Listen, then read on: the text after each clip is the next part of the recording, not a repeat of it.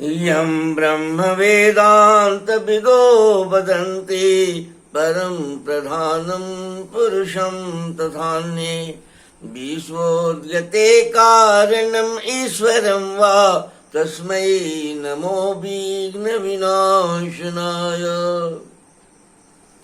हे गणपति देवता, आप विश्व के सृष्टिकर्ता के प्रबंधक हैं। माता ने सृष्टि की रचना की, उसमें आपको विवेक के रूप में, आपको कॉन्शसनेस के रूप में अपनी पूरी कलाओं को आपके देखरेख में सृष्टि की रचना के लिए जुम्मेवार आपको कर दी, आपको बना दी। आपको 36 तत्वों में एक बनाई। आप विवेक तत्व हैं, 36 में आप विवेक तत्व हैं। आप की कृपा की आवश्यकता मनुष्य को है, क्योंकि मनुष्य में भी आपका है। कोई भी ऐसी वस्तु आयुर्वेद के हिसाब से, वेद के हिसाब से कोई भी ऐसा पदार्थ नहीं है जो पांच भौतिक नहीं हो और सभी 36 तत्वों से न बनता हो। तो इसके अनुसार आप पूर्ण रूप में सारे विश्व के अणु अणु में व्याप्त हैं। सब जगह आप हैं, जीव में भी हैं, जब पेड़ पौधों में भी हैं, मनुष्य में भी हैं। आप अपने मनुष्य में जो विवेक का स्थान आपका है उसको थोड़ा सा जागृत करें, ताकि लोग अपने पूर्ण मनुष्य होने का जो लक्ष्य है उसकी पूर्ति करे। और सेवा, त्याग, प्रेम, करुणा, स्वतंत्रता इसके मनुष्य के भीतर की अस्थायी तत्व है। और काम, क्रोध, लोभ, मोह, मद, मत्सर प्रेत के जैसा आवेशित होकर और यानी इसको फंसा के रखता है। यद्यपि की सृष्टि के विस्तार के लिए उसकी आवश्यकता है, प्रकृति ने ही उसको बनाया है, वह भी एक तत्वों के रूप में है, लेकिन थोड़ा सा उसमें ज़्यादा लिप्त हो जाने के चलते, ज़्यादा उस इंद्रियों में से युक्त हो जाने के चलते मनुष्य स्वस्थ नहीं रह पा रहा है। अधिकांश लोग बीमार हैं, अधिकांश लोग अपने मन की पूरी व्यवस्था में नहीं हैं, प्रसन्न भी नहीं हैं। या अब तो ऐसी स्थिति बन गई है आज के डेट में कि सारे लोग भयभीत हैं। और अब ऐसा लगने लगा है कि प्रकृति की जो स्वचालित शैली है वो पूरी की पूरी सहयोग नहीं कर रही है। मनुष्य अपने शैली में चल रहा है और प्रकृति भी लगता है कि अपने शैली में चल रही है। ऐसी स्थिति में हे गणपति देवता, आप ही इस संकट का समाधान कर सकते हैं, आप ही इस कष्ट का निवारण कर सकते हैं। आप सारे लोगों में विवेक दें, चैतन्य बनाएं, मनुष्य को मैंपन के बोध में ले जाएं और उसके ईश्वरत्व तत्व जो अस्थायी रहता है उस स्तर पर उसको कार्यरत रहने के लिए प्रेरित करें, ताकि वह रोग मुक्त हो जाए। रोग उसको हो ही नहीं। मैं श्याम बिहारी तिवारी वेद और आयुर्वेद का उपासक हूँ। मनुष्य कब आया इस धरती पर इसका अता पता किसी को नहीं है। यहाँ तक कि विज्ञान को भी अता पता नहीं है। विज्ञान कभी करोड़ बरस, कहीं अरब बरस, कहीं करोड़ बरस, कहीं लाख करते रहा है, कहीं किसी को अता पता नहीं है। हम शुरुआती दौर में जंगली थे और हमारे भीतर जो जन्मजात मिली हुई है समझबूझ, वाणी मिली हुई है हमारे भीतर और उस वाणी से संवेदना को व्यक्त करने के लिए संवेदना मिली है।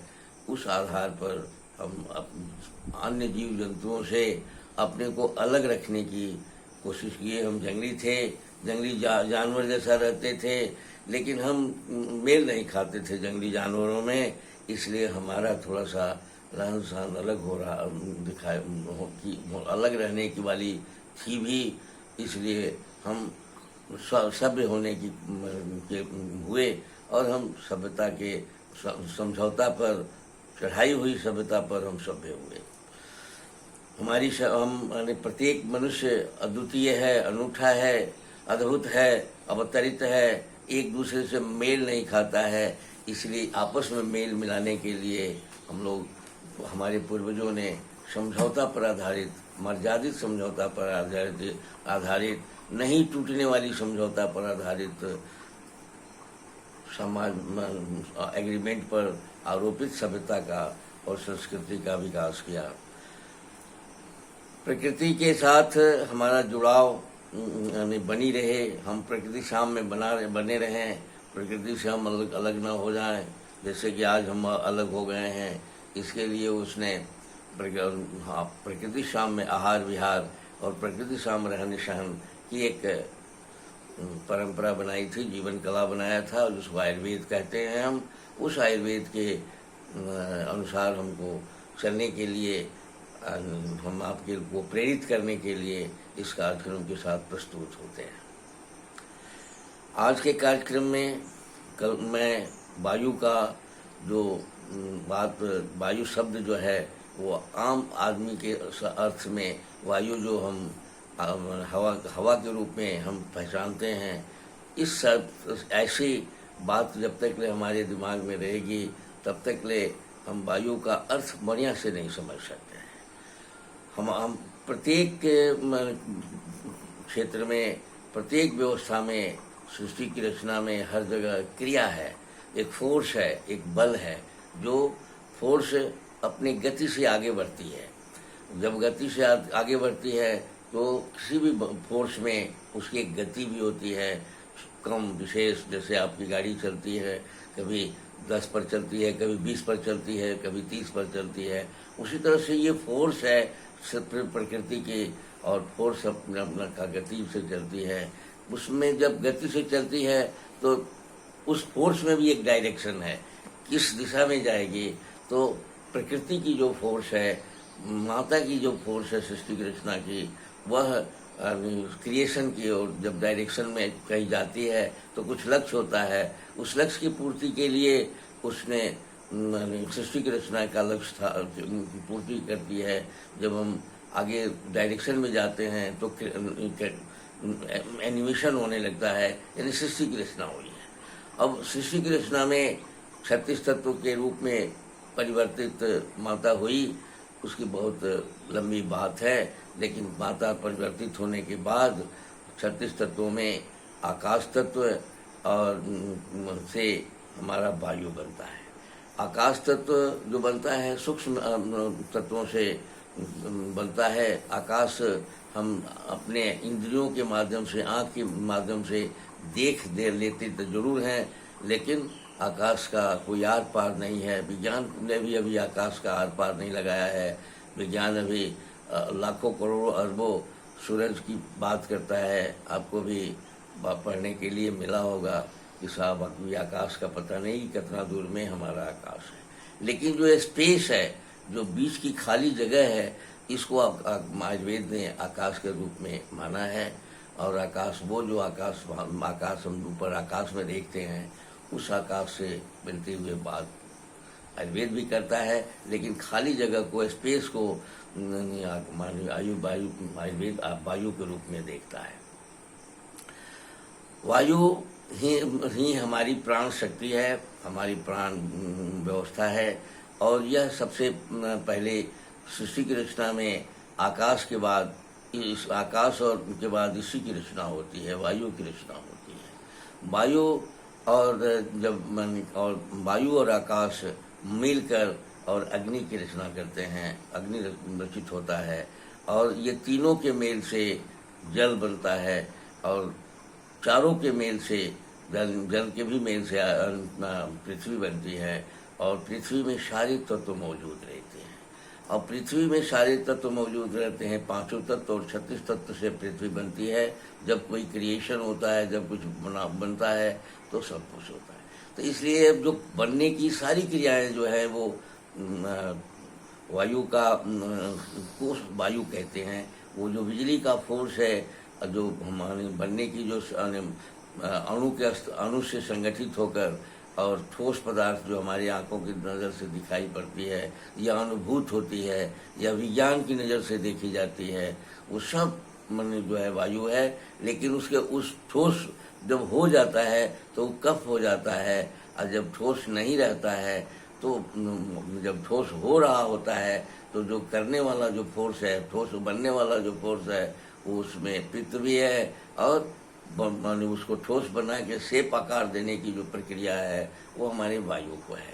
यानी क्रिया मात्र को ही हम वायु कहते हैं। वायु पर आम आदमी को ऐसा समझ में आता है कि वायु कैसे ये सारी बातें हो सकती है, लेकिन ये वायु शब्द पर क्रिया जो क्रिया मात्र हमारा मन का सोचना, बुद्धि का सोचना, हमारा सारे अक्षरों के साथ जुड़ के रहना, ये भाव 24 घंटा हमारे भीतर जो विचार चल रही है, ये सब वायु की क्रिया है। और हमारी सांस प्रश्वास जो चलती है, वो आधुनिक विज्ञान भी कहता है कि जब श्वास आना जाना बंद हो जाए, वायु ही से ही हम श्वास लेते हैं, और उसी वायु के प्रतिक्रिया से हमारे फेफड़ा में जो लौ के कण रहते हैं उससे गर्मी होती है, तो हमारा शरीर गर्म रहता है। वायु ही की प्रक्रिया से पूरे सेल को ऑक्सीजन मिलती है, वायु ही सब कुछ है। तो हमारा प्राण शक्ति भी वही है, इसलिए कि उसमें ही चेतनता है। और चेतन तत्व हमारा जो है वो को हम वायु कहते हैं। जितना चेतन तत्व है, जितना हमारे जीवन को बनाए रखने के लिए जो क्रियाशील तत्व है, उसको हम वायु कहते हैं। इसलिए वायु शब्द पर थोड़ा सा कभी कभी लोग प्रश्न उठाते हैं, तो वायु शब्द का अर्थ थोड़ा सा हमने सोचा कि बता दिया जाए आपको कि साहब आयुर्वेद का क्या अर्थ है। आयुर्वेद क्रिया मात्र, एक्शन मात्र, क्रियाशीलता मात्र को वायु कहते हैं। क्रियाशीलता में जो निर्माण होता है उसका जो सहयोगी होता है वो पित्त है, और जो दोनों के मेल से बन गया सो कफ है। और नहीं तो यानी जैसे कि पृथ्वी है, अगर ब्रह्मांड की बात किया जाए तो पृथ्वी कफ हो जाती है, और पृथ्वी के भीतर जो पृथ्वी के भीतर जो संचालित करने वाली जो क्रिया है, माने वो प्रकाश यानी आकाश अग्नि हो जाता है, और जो बन गया सो, और जो इस दोनों को जो बनाने के बीच में जो कड़ी का काम करता है वो आपका वायु है। यानी क्रियाशीलता को बरकरार रखने की क्रिया जो वायु है, और निरंतर परिवर्तित हो रहा है। पृथ्वी भी निरंतर परिवर्तित हो रही है, हम लोग भी निरंतर परिवर्तित होते हैं, हर मिनट बदलते हैं, आगे बढ़ते रहते हैं। इस तरह से ये सारी क्रियाएं वायु के अधीन है। वायु शब्द का अर्थ हमारी जो सतत परिवर्तनशील करने की जो क्रिया है वही वायु का अर्थ है।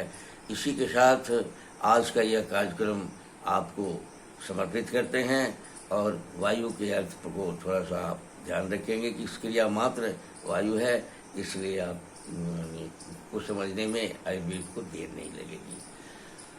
धन्यवाद।